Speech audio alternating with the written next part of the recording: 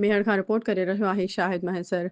28 सालनि खां पोइ दादू ज़िले जी सदारत समेत ॿियनि उहिदनि जे तब्दीली बाद पीपी ज़िले दादू जे नवनि उहिदेदारनि जी अॻवानी में लालबाग सेवण खां निकितल रैली मेहर पहुती। मेहर बाईपास वटि पीपल्स पार्टी जो परचम फड़कायो वियो। कारकुननि पारां अॻवाननि खे मेहर घंटा घर चौक पहुचण ते आतिशबाज़ी करे शानदार आजियां कयो।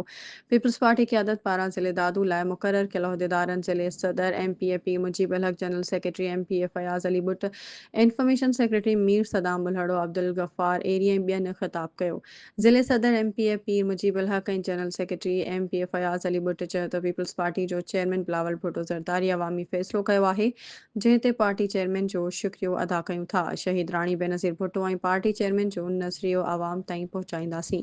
हुननि चयो त सिंध अंदरि ॿोॾि जो ख़तरो आहे। ज़िले दादू जे बंदनि ते नज़र आहे। 2010 ऐं 2022 जी ॿोॾि दौरान असीं पंहिंजे माण्हुनि सां गॾु बीठासीं ऐं शहरनि जी हिफ़ाज़त कई। हाणे असीं आवाम खे मायूस न कंदासीं। हुननि चयो त असीं समूरी सिंध में दादू ज़िले खे मिसाली ज़िलो बणाईंदासीं ऐं असीं समूरी पार्टी वर्करनि खे गॾु खणी हलंदासीं। हुननि चयो त असीं दादू ज़िले जी आवाम खे मायूस न कंदासीं, नौजवाननि खे अॻिते अचण जो मौक़ो ॾींदासीं। असीं समूरनि वर्करनि, तंज़ीमी उहिदेदारनि, पार्टी अॻवाननि जा शुक्रगुज़ार आहियूं, जिन वालहाना इस्तक़बाल करे असां जूं दिलियूं खटे वरितियूं आहिनि। लालबाग सेवण खां निकितल रैली जी आजियां लाइ पीपल्स पार्टी अॻवान इम्तियाज़ पाशा बुट ऐं ॿियनि पारां मुख़्तलिफ़ हंधनि ते कैंपूं पिणु क़ाइमु कयूं वयूं हुयूं।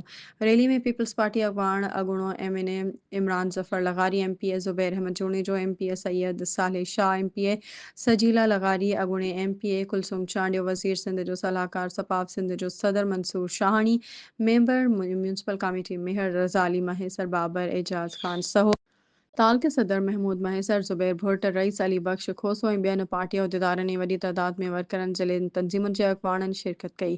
पीपी ज़िले अॻवाननि सेवण में दरगाह कलंदर लाल शहबाज़ ऐं दरगाह शहीद मखतूम बिलावल ते बि हाज़िरी भरे चादर चाढ़ी हुई।